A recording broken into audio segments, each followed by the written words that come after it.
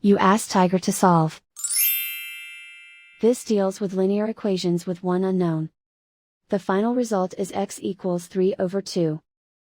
Let's solve it step by step. Group all x terms on the left side of the equation. Add 20x to both sides. Group like terms. Simplify the arithmetic. Group like terms. Simplify the arithmetic. Group all constants on the right side of the equation. Subtract 65 from both sides. Simplify the arithmetic.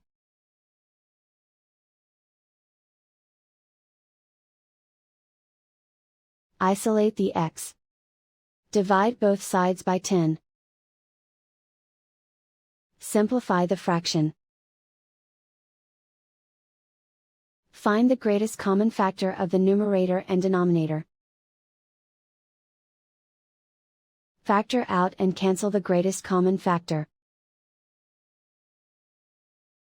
And so the final result is x equals 3/2.